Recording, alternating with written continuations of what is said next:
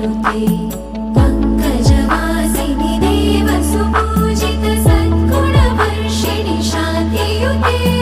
जय जय हे मधुसूदन कामिनि आदिलक्ष्मि जय पालय माम्